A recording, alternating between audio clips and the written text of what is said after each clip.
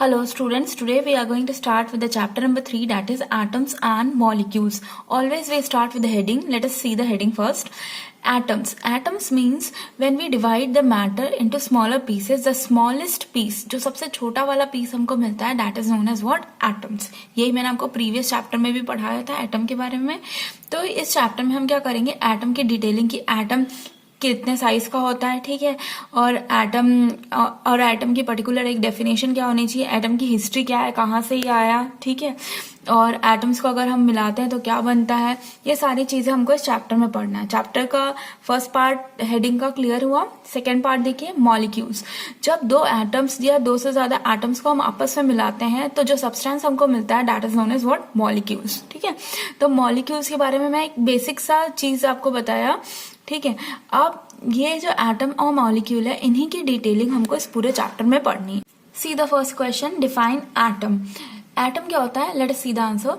The building blocks of all matter is called atom. Atom is a smallest particle of matter. Now let us break the answer into further part to make it very clear. Okay? ये क्या बोल रहा है? Atom क्या है? Building block है किसी भी मैटर का. सपोज अगर मैं इस पेंसिल की बात करूं तो ये एक मैटर है. क्यों मैटर है? Because it occupies some space and it has mass, its own mass. ठीक है, ये कुछ जगह घेर रहा है, ये पेंसिल इतनी जगह घेर रही है, ठीक है, और इसका अपना वजन है, इसलिए क्या है? मैटर है. और ये जो मैटर रहता है ना, जैसे ये पेंसिल एक मैटर है, तो ये भी छोटे छोटे पार्टिकल से मिलके बनता है. इसमें जो सबसे छोटा पार्टिकल, ये लिखा है ना स्मॉलेस्ट पार्टिकल, जो सबसे छोटा पार्टिकल रहता है उसी को हम क्या बोलते हैं? मैटर. और एक और डेफिनेशन जो ऊपर आपने देखी, बिल्डिंग ब्लॉक. बिल्डिंग ब्लॉक मतलब क्या होता है? मतलब मेन चीज. जैसे अगर मैं टेक द एग्जाम्पल, अगर मैं सैंडविच बना रही हूँ, ठीक है, सैंडविच बनाने के लिए मेरे लिए सबसे इंपॉर्टेंट क्या है? ब्रेड. ब्रेड के अंदर मैं स्टफिंग वेरिएशन कर सकती हूँ, लेकिन इंपॉर्टेंट क्या है? ब्रेड होना चाहिए, तभी सैंडविच बनेगा, राइट? वैसी ये क्या है? बिल्डिंग ब्लॉक है. ये मतलब एटम होना ही चाहिए किसी भी सब्सटेंस में, तभी वो सब्सटेंस पूरा आगे कंबाइन होके एटम से ही मिलके क्या बनाएगा? एलिमेंट बनाएगा, मॉलिक्यूल, कंपाउंड, मिक्सचर, व्हाटएवर. लेकिन इसमें इंपॉर्टेंट क्या है? एटम होना. ठीक है, that is why it is known as what? Building block of all matter. Clear students? अभी मैंने आपको समझाया है कि एटम्स क्या है. अब एटम्स से रिलेटेड उसकी कुछ हिस्ट्री है कि कौन से साइंटिस्ट ने उसकी पहले डिस्कवरी की, फिर कौन आए. इससे इस टाइप की हिस्ट्री जो है आपकी बुक में दी हुई पेज नंबर 31 में, मैं आपको थोड़ा सा इसको समझा देती हूँ. देखिए क्या बोल रहा है. सबसे पहले एटम मैंने बताया था किससे आया? मैटर से. तो मैटर को भी पहले जो सबसे फर्स्ट साइंटिस्ट आए थे, सी द नेम महर्षि कनड. ये जो थे, इन्होंने मैटर ना, उस टाइम हम मैटर के नाम से मैटर को नहीं जानते थे. उस टाइम हम मैटर को किस नाम से जानते थे? पदार्थ. अब इन्होंने बोला कि भैया हर चीज जो है वो एक पदार्थ से मिलके बनी है, और जब हम पदार्थ को डिवाइड करते हैं तो सबसे जो छोटा वाला पार्ट रहता है उसको पदार्थ के छोटे पार्ट को क्या बोलते हैं? परमाणु. ठीक है, अभी तक हमको मैटर नाम नहीं पता है. अभी हम क्या जानते हैं? पदार्थ है भाई, सब चीज किससे बनी है? पदार्थ से. और जो सबसे स्मॉलेस्ट पार्ट है इसका, वो क्या है? परमाणु. ये किसने कहा था? महर्षि कनड. उसके बाद नेक्स्ट आए कत्तेयामा. कत्तेयामा कर क्या है? इन्होंने कहा कि भाई जो भी चीजें हैं वो हमेशा किस फॉर्म में रहती है? कंबाइंड स्टेट में रहती है. देखिए, all this particles normally exist in a combined form which gives us various form of matter. मतलब इन्होंने बोला कि भाई परमाणु तो ठीक है, सबसे छोटा रहता है, लेकिन ये हमेशा कंबाइंड स्टेट में रहता है, जिसके कारण हमको मैटर के अलग अलग रूप देखने को मिलते हैं. ये किसने कहा था? कत्तेयामा. अब कत्तेयामा के बाद दो फिलोसोफर और आए. फिलोसोफर मतलब आपको पता है ना, ये फिलोसोफर का नाम है डेमोक्रिटस एंड ल्यूकिपस. अब इन्होंने ये सजेशन दिया, if we go on dividing matter, stage will come when particles obtain cannot be further divided. ठीक है, Democritus called this indivisible particles as atom. मतलब ये इन्होंने बोला कि भाई एक ऐसा समय आएगा जब अगर आप मैटर को डिवाइड करते हो तो डिवाइड होना वो बंद हो जाएगा, और इसी इनडिविजिबल मतलब जिसको आप डिवाइड नहीं कर सकते, ये पार्टिकल को हम क्या कहते हैं? एटम कहते हैं. समझ में आया आपको? ये हिस्ट्री थी. सबसे पहले कौन आए? महर्षि कनड आए. उसके बाद कौन आए? कत्तेयामा आए.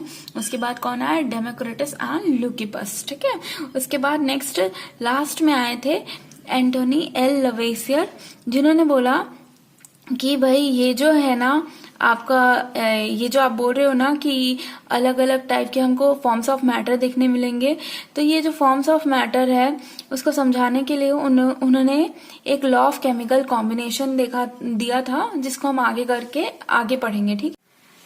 See the second question. Define molecule. Let us begin with the answer. Atoms of same element or of different elements can join together to form molecule. सबसे important चीज है molecule, मतलब when two or more atoms combine together that at that particular note we say that it is what? Molecule. अब atoms of same element का example लेते हैं. Take the example O2. यहाँ पे सेम एलिमेंट है, 2 oxygen combine हुए हैं, ठीक है. तो ये एटम्स ऑफ सेम एलिमेंट मतलब 2 ऑक्सीजन मिलके भी हमको क्या मिल रहा है? मॉलिक्यूल. और डिफरेंट एलिमेंट मतलब H2O. यहाँ पे देखिए हाइड्रोजन और ऑक्सीजन 2 अलग अलग एटम है, ये भी कंबाइन होंगे तब भी हमको क्या मिलेगा? मॉलिक्यूल. यही बोला, एटम्स ऑफ सेम एलिमेंट और different element can join together to form molecule. Okay. See the next basic question. Question number 3. Explain the law of chemical combination. अब ये वाला क्यों आया है लॉ ऑफ केमिकल कॉम्बिनेशन? देखिए मैंने आपको एटम्स की हिस्ट्री पढ़ाई थी, उसमें हमने लास्ट में एक साइंटिस्ट का नाम देखा था, डेट इज एंथनी एल लवेसियर. ये जो एंथनी एल लवेसियर थे ना, ये लोगों ने क्या बोला कि ठीक है एटम्स कंबाइन होते हैं, ठीक, लेकिन ये कंबाइन क्यों होते हैं और ये कंबाइन होते हैं तब होता क्या होगा, ये सारी चीज इनको जाननी थी. तो ये सारी चीज जानते जानते इन्होंने एक मतलब पूरी खोज की और एक लॉ एस्टैब्लिश किया, जिसको हम लॉ ऑफ केमिकल कॉम्बिनेशन के नाम से जानते हैं, जिसके अंदर हम 2 लॉ पढ़ेंगे, law of conservation of mass, law of constant proportion. ठीक है, समझ में आया? Now let us begin with the answer. Anthony L Lavoisier led the foundation of chemical science by establishing two important law of chemical combination. तो जब भी आपको law of chemical combination बोल दिया तो आपको 2 लॉ समझाने, that is law of conservation of mass, law of constant proportion. ठीक है, now let us begin with law of conservation of मास. ये क्या बोल रहा है? It state that mass can neither be created nor be destroyed in a chemical reaction. जब भी अब कोई भी केमिकल रिएक्शन होता है तो मास ना क्रिएट किया जाता है, ना हम उसको डिस्ट्रॉय कर सकते हैं. ठीक है, जैसे मैंने आपको एनर्जी बताया था ना, लॉ एनर्जी का लॉ पढ़े थे ना हम लोगों ने, क्या था?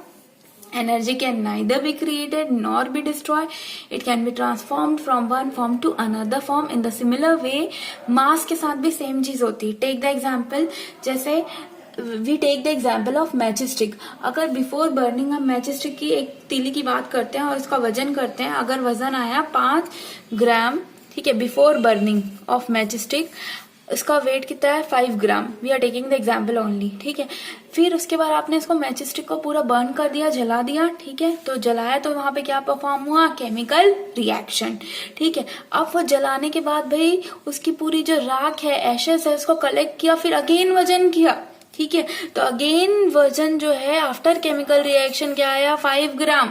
मतलब बिफोर केमिकल रिएक्शन में 5 ग्राम था तीली का वजन और उसकी एशेस का वजन भी 5 gram. That means it proves that mass can neither be created nor be destroyed in a chemical reaction. ये वाला लॉ बोलता है. ठीक है, सेकेंड देखिए, लॉ ऑफ कांस्टेंट प्रपोर्शन. ये क्या बोल रहा है? It states that in a chemical substance, the element always present in a definite proportion by mass. Now, to understand this, let us take one example of H2O. You understand H2O? H2O मतलब क्या है? Water भाई. It is a chemical formula for water. अब देखिए इसमें important क्या है, देखिए क्या बोल रहा है? In a chemical substance the element always present in a definite proportion. Definite मतलब फिक्स्ड प्रोपोर्शन बाय मास. मतलब आप कहीं का भी पानी लीजिए, चाहे रानी सागर का लीजिए, चाहे बूढ़ा सागर, चाहे अपने घर के कुएं का पानी लीजिए, उस पानी में 2 हाइड्रोजन और 1 ऑक्सीजन ही हमेशा प्रेजेंट रहेंगे. ऐसा नहीं होगा H4O, ये पानी कभी नहीं बनाएगा. क्यों? क्योंकि हम जानते हैं element hold the law of constant proportion and that is the element are always present in the definite proportion by mass. ठीक है, सी स्टूडेंट्स, अभी जो हम लोगों ने लॉ ऑफ केमिकल कॉम्बिनेशन देखा, तो उस केमिकल कॉम्बिनेशन को लेवेसियर ने दिया था. ठीक है, उसमें जो 2 लॉ दिए गए थे, लॉ ऑफ कंजर्वेशन ऑफ मास और लॉ ऑफ डेफिनेट प्रपोर्शन, उसको वो समझा नहीं पा रहे थे, बस उन्होंने लॉ फ्रेम आउट कर दिया था. तो अब उसको समझाने के लिए one more scientist that came into the picture, that is Dalton. अब इन्होंने उसको समझाने के लिए कुछ थ्योरी, कुछ पोस्टुलेट्स दिए जिसको एक थ्योरी के नाम से हम जानते हैं, that is Dalton atomic theory. और ये क्वेश्चन जो नेक्स्ट क्वेश्चन है that is based on that particular Dalton atomic theory, ठीक है। That is explain the postulate. Postulate मतलब होता है conclusions of Dalton atomic theory. This question is very important, okay. Now let us see the answer. According to the Dalton's theory all matter is made up of small particles called atom। अब Dalton की theory के according सबसे पहले चीज जो उन्होंने बोल दिया था भाई कि सारे जो है सारा मैटर जो है वो छोटे पार्टिकल से मिलके बनना है और उस छोटे पार्टिकल को हम क्या कहते हैं, एटम।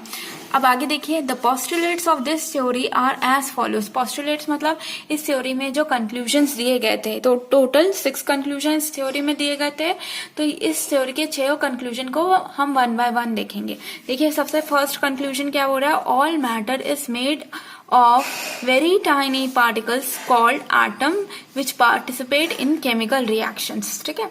सबसे पहला पोस्टुलेट बोल रहा है all matter is made up of very tiny particles, मतलब जो ऊपर उन्होंने बताया था उसी को फर्स्ट पोस्टुलेट्स बना दिया, ठीक है, कि सभी जो मैटर है वो सबसे छोटे पार्टिकल्स जो जिससे वो मिलके बनते हैं उनको क्या कहते हैं हम, atom. See the second point, atoms are invisible particle which can not be created nor be destroyed in a chemical reaction.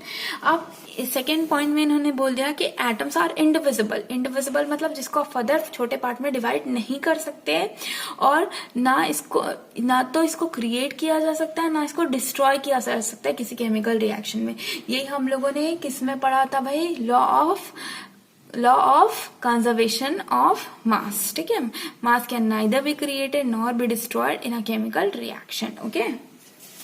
See the third postulate, that is atoms of given element are identical in mass and chemical properties। इसका ये मतलब होता है, जैसे take the example, एक hydrogen atom है ये, ठीक है, ये दूसरा हाइड्रोजन एटम है, ठीक है। तो इसका ये मतलब होता है कि जो दोनों हाइड्रोजन एटम है दोनों का मास और उनका केमिकल प्रॉपर्टी या केमिकल नेचर एकदम सेम होएगा। ये पोस्टुलेट बोलता है। अगर 2 हाइड्रोजन एटम्स की मैं बात करती हूँ, सेम गिवन एलिमेंट बोल रहा है ना, ठीक है। अब atoms of different element have different mass and chemical property. ये फोर्थ पोस्टुलेट है। इसका मतलब ये है, अगर मैं हाइड्रोजन के एक एटम की और ऑक्सीजन के एक एटम की बात कर रही हूँ तो ये बोल रहा है करके डिफरेंट एलिमेंट का जो मास है, इसका अगर मैं मास करूं और ऑक्सीजन के एटम का मास करूं तो दोनों का मास अलग अलग आएगा और इनकी केमिकल प्रॉपर्टी भी अलग अलग होगी। समझ में आया, ठीक है। अब फिफ्थ देखिए, atoms can combine in small whole numbers to form compound. मतलब कंपाउंड बनाने के लिए एटम्स हमेशा होल नंबर में कंबाइन होंगे, डेसिमल में नहीं होंगे। जैसे मैंने आपको बताया था एक कंपाउंड का नाम, दैट इज वाटर, H2O एक कंपाउंड है, ठीक है। इसमें हाइड्रोजन और ऑक्सीजन कंबाइन होते हैं इन द रेशियो 1:8। हाइड्रोजन का रेशियो रहता है 1, ऑक्सीजन का रेशियो रहता है 8, ठीक है। अब ये जो 1:8 रेशियो में कंबाइन होते हैं हमेशा हाइड्रोजन और ऑक्सीजन, ये हमेशा रहेगा, मतलब ये होल नंबर में रहेगा, मतलब ये डेसिमल पॉइंट में 1.2:2.8 ऐसा नहीं रहेगा, ठीक है। ये हमेशा किस में रहेगा, होल नंबर में। ये किसी भी चीज के लिए लागू हो सकता है, मैंने वाटर का एग्जाम्पल लिया था, ठीक है। अब देखिए, the relative number and kinds of atom are constant in a given compound. See students, अब ये लास्ट पोस्टुलेट को समझने के लिए मैंने आपको जो एग्जाम्पल आपको बताया था, लॉ ऑफ डेफिनेट प्रपोर्शन समझाते time, that is the example of water H2O, है नी। उसमें मैंने आपको बताया था कि वाटर हम कहीं से भी ले, चाहे हम बूढ़ा सागर का, रानी सागर का, शिवनाथ नदी का, अपने घर का पानी, कुएं का पानी, तो उसमें हाइड्रोजन और ऑक्सीजन हमेशा किस रेशियो में प्रेजेंट है, 1:8 में। और ये भी बताया था कि 2 हाइड्रोजन ही कंबाइन होंगे और 1 ऑक्सीजन कंबाइन होगा, जब भी क्या बनेगा, वाटर बनेगा। That is very important. और वाटर की अगर मैं किसी भी स्टेट की बात करूं, चाहे वो सॉलिड हो, लिक्विड हो या गैस हो, उसमें हाइड्रोजन और ऑक्सीजन का रेशियो हमेशा 1:8 ही रहेगा। And this is all about the point number 6। और ये पॉइंट किससे रिलेट करता है, हमारे law of definite proportion. Okay friends, Dalton atomic theory पढ़ने के बाद इसमें नेक्स्ट बेसिक चीज जो आपको पता रहनी चाहिए, that is given in the page number 33। यहाँ पे व्हाट इज एन एटम लिखा हुआ है। ठीक है, तो हमको एटम क्या होता है ये पता है। अब एटम कितना बड़ा है ये हमको पता है ना, कि एटम सबसे छोटा पार्टिकल होता है, वेरी स्मॉल, जिसको हम मीटर अगर में मेजर नहीं कर सकते तो इसके लिए एक और आपको मेजरिंग जो क्या बोलते हैं क्वांटिटी है, दैट इज नैनोमीटर। और एटम के एटॉमिक रेडियस को हम मेजर करते हैं नैनोमीटर में, और 1 मीटर इज इक्विवेलेंट टू 10⁻⁹ नैनोमीटर। This is a relationship between metre and nanometre, ये आपको पता रहना चाहिए। उसके बाद भाई अब क्या हो रहा था कि दिन ब दिन नए नए एलिमेंट डिस्कवर हो रहे थे, नए नए एटम आ रहे थे। तो अब इतने सारे एटम्स को याद कैसे रखे, तो उनको जैसे हम लोगों को अगर मैं आपका नाम नहीं रहे तो मैं आपको कैसे आइडेंटिफाई करूंगी, बहुत दिक्कत होगी ना। वैसे ही बहुत सारे एलिमेंट्स और बहुत सारी चीजों की डिस्कवरी हो रही थी, तो भाई अब उसको याद कैसे रखा जाए। तो जो डाल्टन थे उन्होंने क्या बोला, Dalton was the first scientist to use symbol for the element in a very specific sense. मतलब डाल्टन ने आगे चल के एक और चीज दिया, क्या दिया भाई, ये जो एलिमेंट थे ना उनको सिंबल, जैसे आपको आपके नाम से जाना जाता है वैसे एलिमेंट को सिंबल के थ्रू जाना जाएगा। ठीक है, तो हाइड्रोजन का बना दिया एक गोला, गोले के अंदर छोटा गोला, और कार्बन का एक गोला, गोले के अंदर वो फील्ड है, ऑक्सीजन सिंपल वाला गोला, वैसे करके सारे एलिमेंट्स को उन्होंने सिंबल के थ्रू बताया। अब देखिए लेकिन इसमें प्रॉब्लम क्या थी कि भाई हर चीज का सिंबल याद रखना प्रैक्टिकली पॉसिबल नहीं है, इतने सारे सिंबल है और उसको बनाने में भी टाइम लगता है। अगर मेरे को कुछ रिप्रेजेंट करना है कि मैंने ये वाला एलिमेंट लिया था तो it is time consuming, problematic, और इतना याद रखना भी पॉसिबल नहीं था। तो इसके बाद एक और साइंटिस्ट आए, क्या नाम था भाई, बर्जेलियस ने बोला कि भाई हम सिंबल ना यूज करके क्यों ना जो एलिमेंट है उसका पहला 2 लेटर यूज करें। ठीक है, या वो एलिमेंट जितने भी लेटर से मिलके बना है उसमें से कोई सा भी 2 लेटर यूज करें, ऐसा भी कर सकते हैं। तो ये सजेशन लोगों को बहुत अच्छा लगा, और इसका अगर किसी भी चीज का अगर फर्स्ट लेटर यूज कर रहे हैं तो उसको याद करना काफी इजी हो जाता है as compare to symbolic method. इसलिए नेक्स्ट मेथड जो किसने दिया है भाई, बर्जेलियस ने, एलिमेंट को क्या जानने का या फिर उसका नामकरण करने का। ठीक है, सी स्टूडेंट्स, अब देखिए ये जो हम लोगों ने बर्जेलियस ने बोला कि भाई एलिमेंट का जो जिस लेटर से वो मिलके बना है उसका फर्स्ट लेटर ले लीजिए या उसमें से कोई भी 2 लेटर ले लीजिए उसको रिप्रेजेंट करने के लिए। ये तरीका तो अच्छा था, लेकिन पहले साइंटिस्ट लोग क्या करते थे, जहां पे एलिमेंट की डिस्कवरी हुई है तो उसी के थ्रू उसका नाम रख देते थे। जैसे कॉपर का नाम रखा गया, कॉपर का जो नाम था वो कहाँ से लिया गया था, कुपरस से। ठीक है, और some names are were also taken from the specific colour, जैसे gold was taken from the English word meaning yellow. Gold नाम इसलिए रखा गया क्योंकि इंग्लिश वर्ड में येलो का मीनिंग क्या था, गोल्ड। ठीक है, अब इस तरीके से नाम रखने में क्या प्रॉब्लम होती थी कि भाई जहां से जो मिल गया उसके अकॉर्डिंग उनके लोगों ने उसका नाम रख दिया तो पूरी दुनिया के लोगों को दिक्कत होने लग गई। तो भाई एक संस्था बनाई गई जो लोग नामकरण करने का, एलिमेंट का नाम रखने का काम करते थे, और उस संस्था का नाम रखा गया क्या है, IUPAC। IUPAC का काम क्या था, जो एलिमेंट्स है उसके निकनेम रखना। ठीक है, क्या है इसका full form, international union of pure and applied chemistry. ये एक ब्रांच है, ये ब्रांच क्या करती है, it approves the names of element. Approve मतलब भाई हाँ ये नाम रखा गया, पूरे विश्व के लोग यही नाम से जानेंगे। ठीक है, आए समझ में, कौन रखता है भाई एलिमेंट का नाम, IUPAC। ठीक है, और इसका फुल फॉर्म क्या है, international union of pure and applied chemistry. ठीक है, अब इन्होंने बोला many of the symbols are the first or the 2 letters of element in the English। first 2 letter से ही symbol बना हुआ है। the first letter of a symbol is always written as capital letter। अब भाई इन्होंने कुछ रूल्स भी लगा दिए नामकरण करने की। भाई पहला लेटर जो रहेगा हमेशा क्या रहेगा, कैपिटल लेटर। जब भी आप एलिमेंट को लिख रहे हो, रिप्रेजेंट कर रहे हो, पहला लेटर कैपिटल, दूसरा स्मॉल लोअर केस।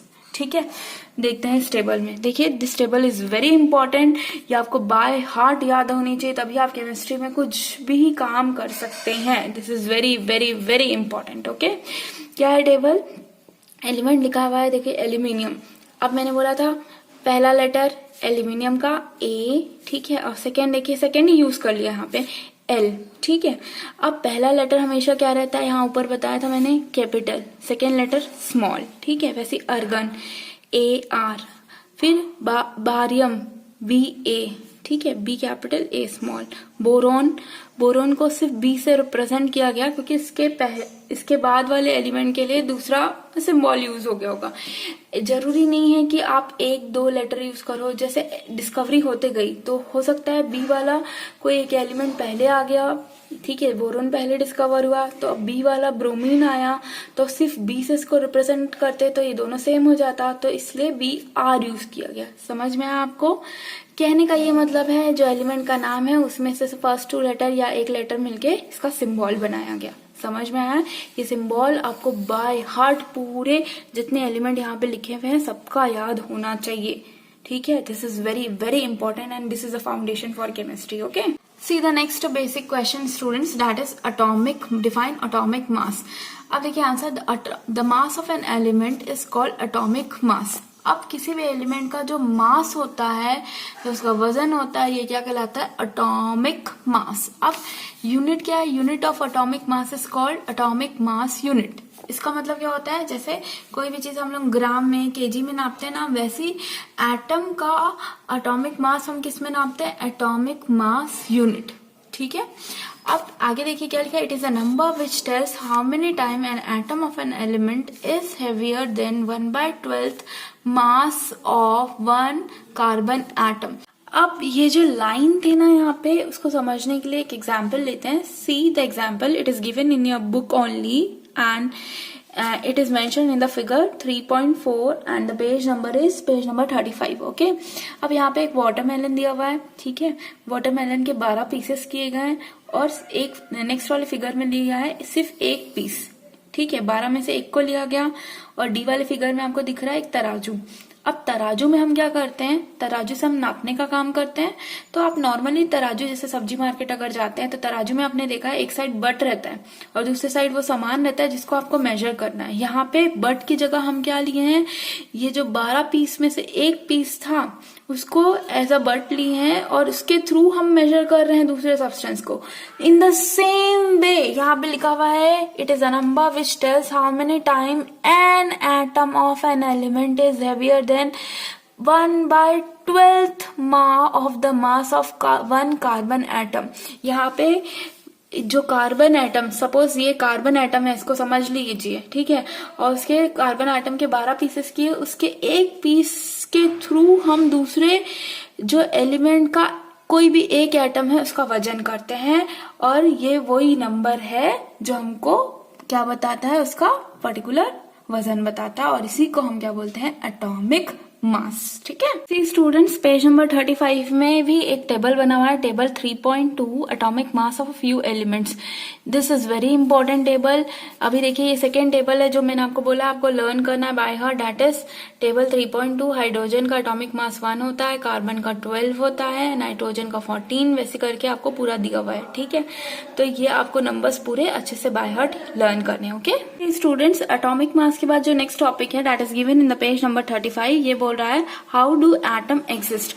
अब ये पूछ रहा है ये जो डिफरेंट एलिमेंट्स है जो एटम से मिलके बनते हैं वो क्या अकेले अकेले एग्जिस्ट करते हैं कि कंबाइन स्टेट में, कि 2 आइटम साथ में भी एग्जिस्ट करते हैं कि अलग से पाए जाते हैं। ये आगे चल के स्टडी हुआ जो हमको इसके फर्दर पार्ट्स में पढ़ना है, ठीक है। तो अब मैंने आपको मॉलिक्यूल के बारे में हेडिंग में बताया था, क्या था मॉलिक्यूल, देखिए यहाँ पे पढ़ते हैं।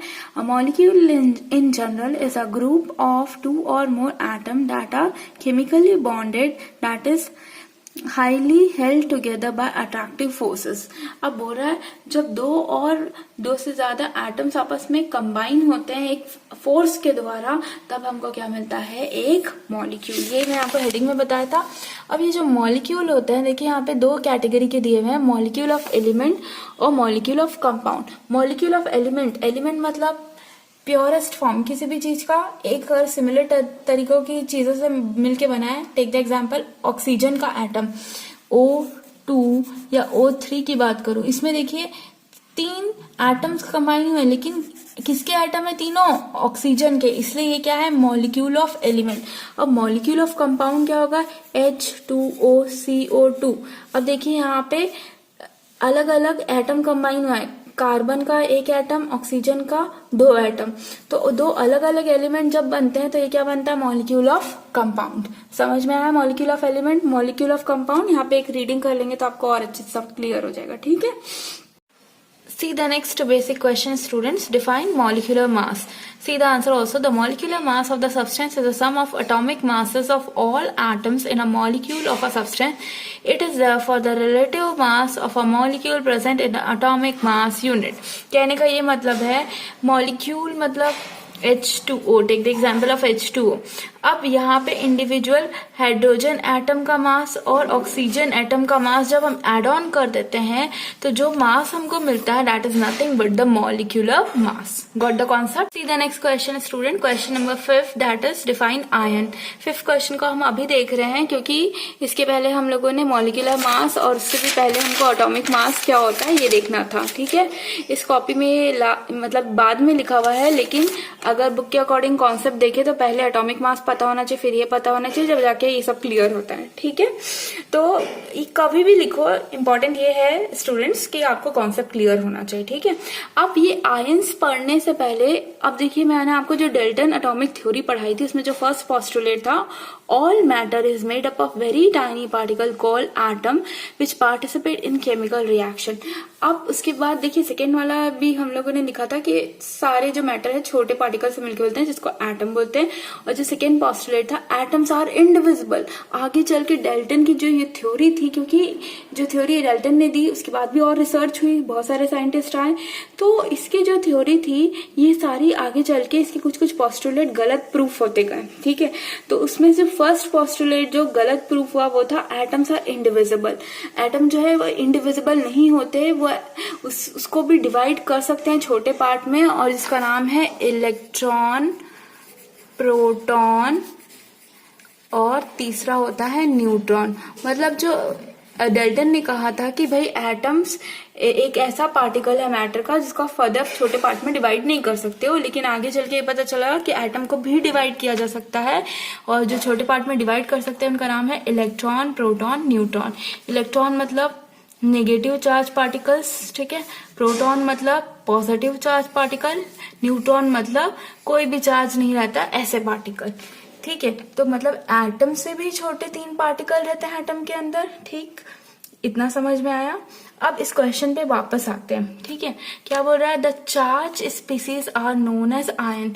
अब चार्ज स्पीसीज क्या होता है, कई बार होता है किसी भी एलिमेंट में या तो वो इलेक्ट्रॉन को दे देता है या ले लेता है, तो उस देने या लेने के कारण जो उसकी ये देने और लेने वाली जो एबिलिटी है उसके कारण उसमें एक चार्ज डेवलप होता है, और इसी चार्ज स्पीसीज को हम क्या कहते हैं, आयंस।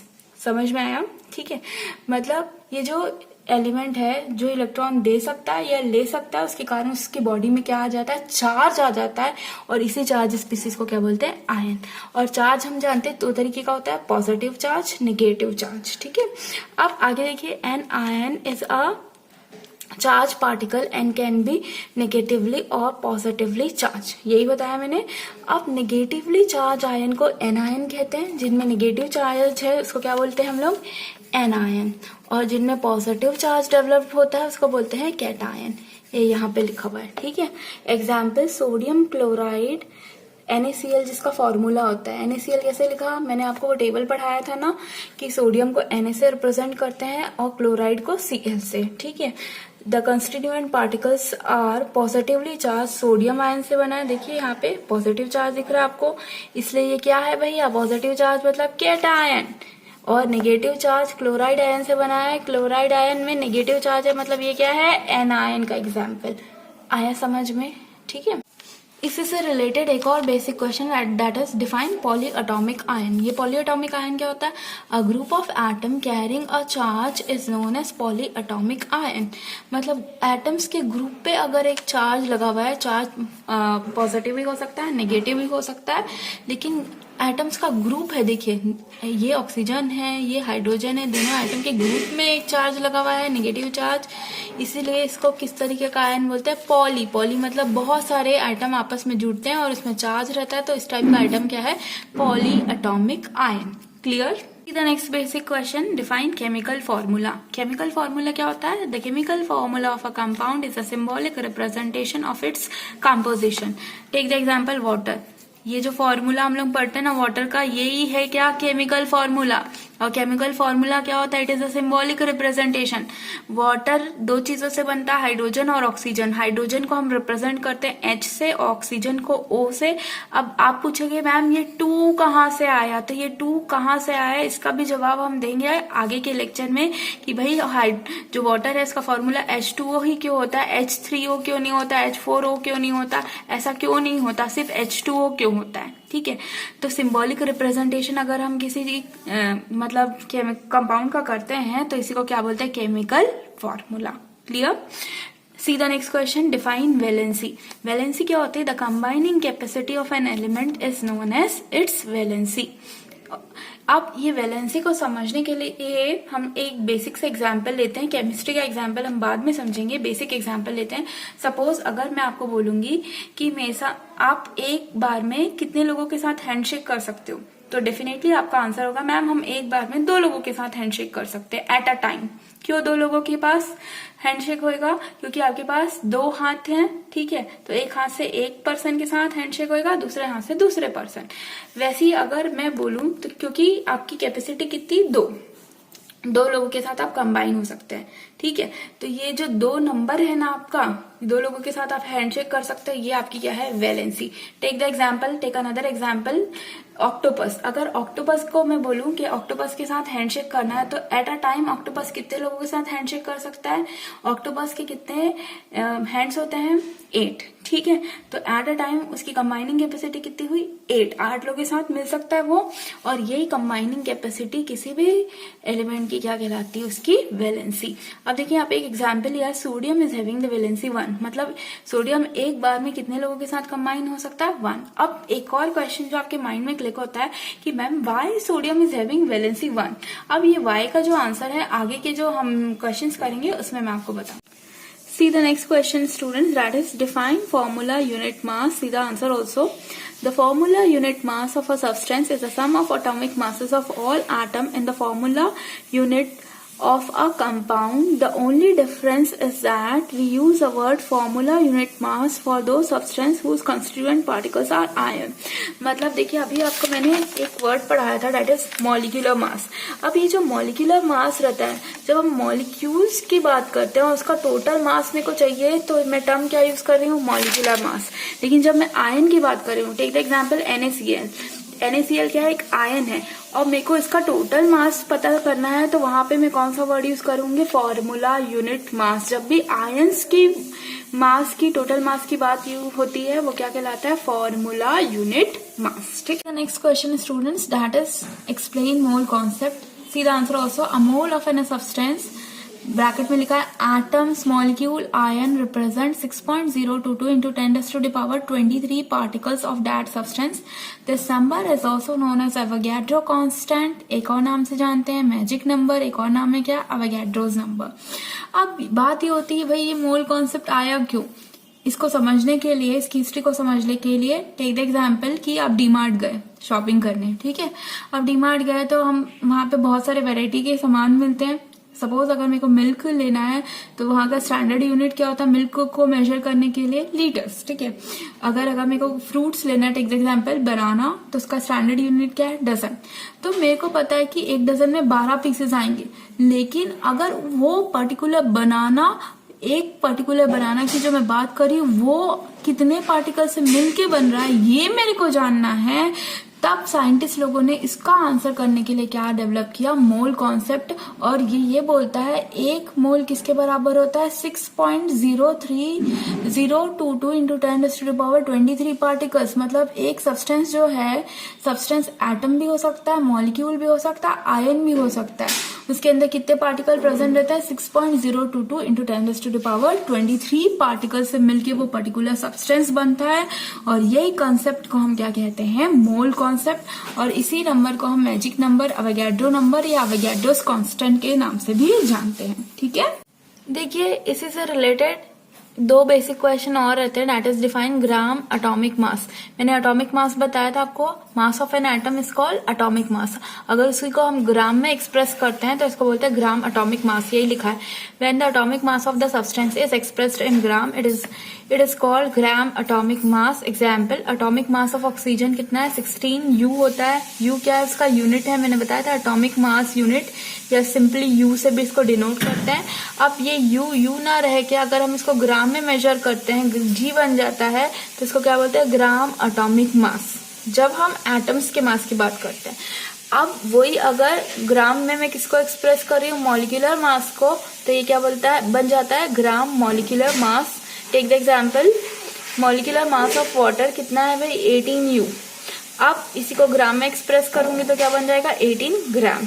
ये 18 कहाँ से आया, that is also very important, जो आगे चल के हम एक्सरसाइज में न्यूमेरिकल देखेंगे ना, उसमें मैं आपको डिटेल में समझाऊंगी, ठीक है। See the last question of this chapter, that is define molar mass. अब ये मोलार मास क्या होता है, एटॉमिक मास हमको पता है, मॉलिक्यूलर मास पता है, ग्राम एटॉमिक पता है, ग्राम मॉलिक्यूलर मास पता है। अब ये मोलार मास क्या होता है, अभी मैंने आपको 1 मोल बताया था। अब ये 1 मोल में जितने पार्टिकल हैं उसका अगर मैं पूरा कंबाइंड मास देखती हूँ तो ये क्या बन जाता है भाई, मोलार मास। समझ में आया, mass of 1 mole of any substance is called its molar mass. It is given by the formula, इसका फॉर्मूला होता है molar mass is equal to mass of substance in gram upon atomic mass of substance in mole. ठीक है, इसको अगर हम formula से represent करते हैं, कैपिटल M से इसको रिप्रेजेंट करते हैं, is equivalent to small m upon small n। ठीक है, ये हम लोग न्यूमेरिकल के टाइम में आपको और डिस्कस कराऊंगी, ठीक है, आगे हम लोग देखेंगे। Okay, this is all about this chapter. एक टर्मिनोलॉजी और है स्टूडेंट्स, उसको भी देख लो, एटॉमिसिटी। एटॉमिसिटी क्या होता है, number of atoms present in a substance. किसी सब्सटेंस में कितने एटम है, 1 एटम है, 2 एटम है, 3 एटम है, ये नंबर ऑफ एटम ही क्या कहलाती है, इसकी एटॉमिसिटी। फॉर एग्जाम्पल मैं O2 की बात करूं तो कितने एटम प्रेजेंट है, 2 एटम, तो इसकी एटॉमिसिटी क्या है 2। वैसे अगर मैं O3 की बात करूं, कितने एटम्स है, 3 एटम, तो एटॉमिसिटी 3। आया समझ में, ठीक है। One more thing students, 3 table है इस चैप्टर में जो आपको बाय हार्ट याद होनी चाहिए। टेबल जो पेज नंबर 34 में दी हुई है, इसमें एलिमेंट और इसके सिंबल, तीनों कॉलम आपको बाय हार्ट याद होना चाहिए, ठीक है। फिर एक और टेबल जो पेज नंबर 35 में दी हुई है, एलिमेंट और उसका एटॉमिक मास, ये पूरा याद रहना चाहिए, ठीक है।